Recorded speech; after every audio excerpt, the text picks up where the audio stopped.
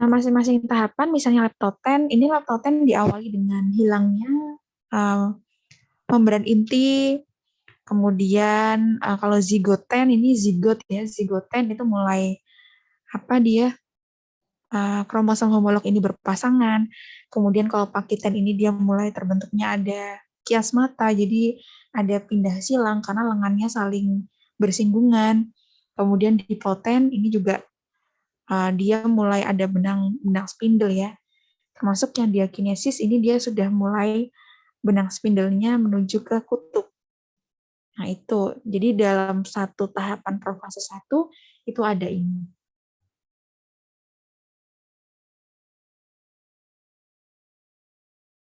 Oke, saya lanjutkan ke perbedaan pembelahan mitosis dan meiosis. Nah, kalau di mitosis, ini adalah mitosis ya, yang tahap profase tidak ada penggabungan kromosom homolog. Tapi kalau di meiosis ini ada penggabungan kromosom homolog.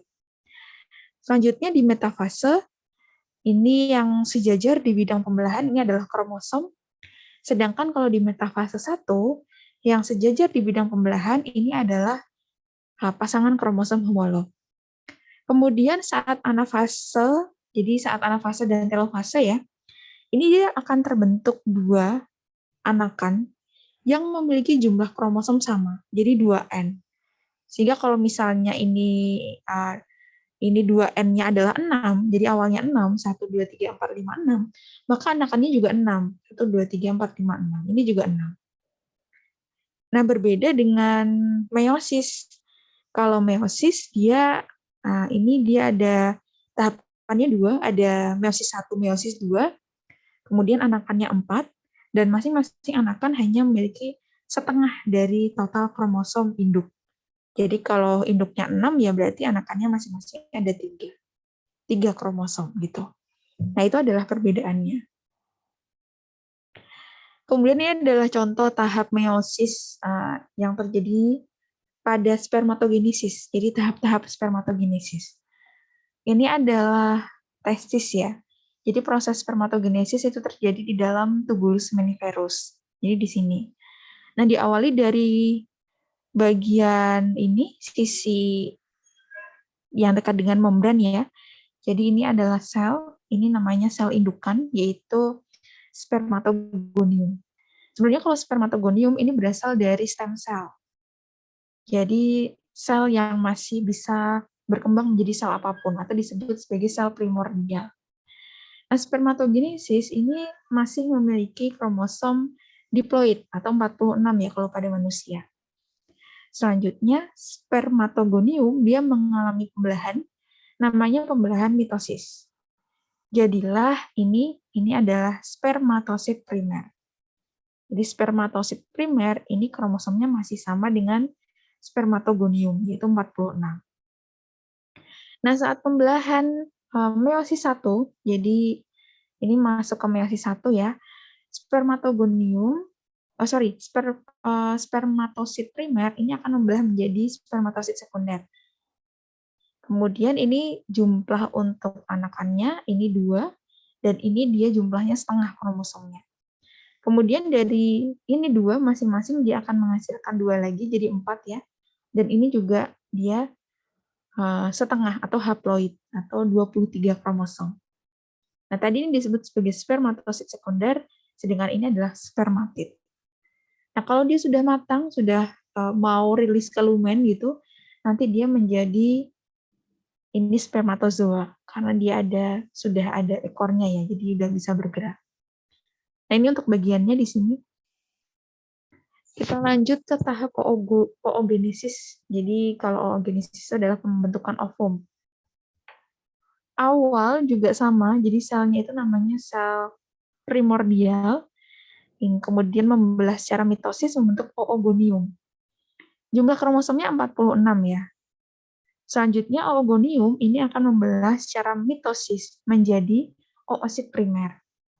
Nah, jadi ini dia terbentuk dalam folikel. Jadi folikelnya tumbuh, ini oosit primer. Nah, kemudian saat embrio, jadi proses ini dia berhenti sementara. menunggu seorang wanita itu mengalami pubertas. Jadi kalau sudah pubertas, maka oosit primer ini akan melanjutkan ke tahap pembelahan meiosis 1 dan meiosis 2. Jadi ini dia akan menghasilkan dua anakan ya. Yang satu adalah badan polar pertama, dan yang ini disebut sebagai oosit sekunder. Nah, ketika oosit sekunder itu sudah matang, jadi ini folikel yang matang, kemudian dilepaskan ya. Nah, ketika terjadi ovulasi atau ini pembuahan, maka sel ini dia akan melanjutkan pembelahan ke meiosis 2. Jadi ini dia ada badan polarnya. Nah, itu adalah gambaran untuk meiosis. Nah, sebenarnya untuk teknologi laboratorium, pembelahan sel itu sangat penting. Jadi untuk menentukan keberhasilan suatu obat. Jadi misalnya ada sel patogen gitu ya, sel kanker. Ketika diobati, dia mati nggak sih? Masuk ke tahap apoptosis nggak sih? Nah, jadi saya tunjukkan dulu.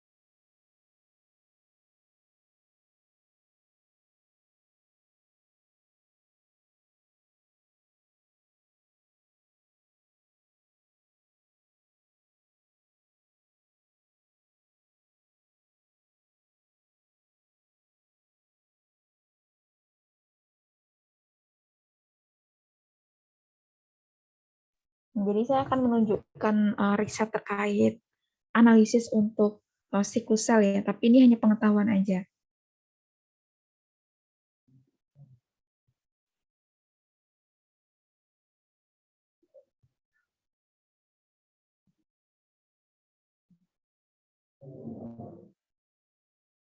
Nah, pengetahuan untuk siklus sel itu penting karena dia digunakan untuk menganalisis keberhasilan suatu obat. Jadi ini tadi yang sudah kita jelasin, yang sudah kita diskusikan ya terkait proliferasi sel atau pembelahan sel. Ini adalah molekul-molekul yang tadi kita pelajari, ada siklin E, CDK2, kemudian ada siklin B, nah dia ada di sini. Siklin D, tuh.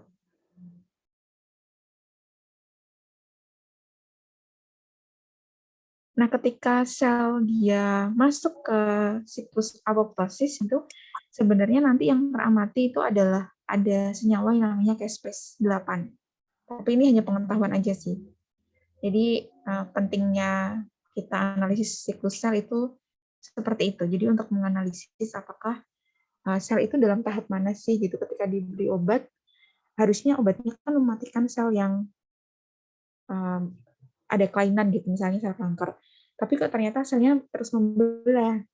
Kemudian diamati apakah dia terjadi ada kondensasi kromatin, kemudian siklin B-nya seperti apa. Karena ini adalah materi untuk G2, jadi siklin B, CDK2, sama tadi MPF. Jadi itu adalah protein-protein yang dianalisis. Itu sebenarnya kalau di laboratoriumnya udah sampai situ ya, jadi untuk analisis pembelahan sel. Oke, ada pertanyaan untuk pembelahan sel? Saya akan share-kan materinya di chat ya. Oh, nggak bisa ya? Sorry, nggak bisa. Kayaknya ini pakai ini ya, pakai yang Prodi ya. Saya via WA aja deh, sebentar.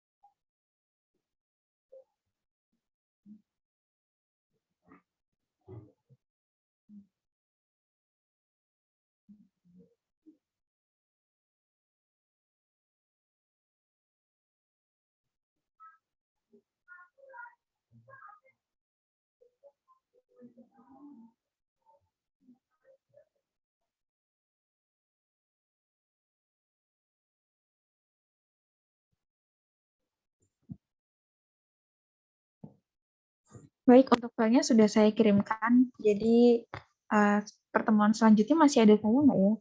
Atau langsung ke dosen selanjutnya?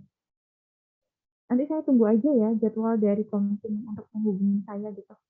Terima kasih atas perhatiannya. Assalamualaikum warahmatullahi wabarakatuh. Semoga semuanya tetap sehat. Terima kasih. Waalaikumsalam warahmatullahi wabarakatuh. Waalaikumsalam Terima kasih, Bu. Assalamualaikum warahmatullahi wabarakatuh, Bu. Terima kasih, Bu.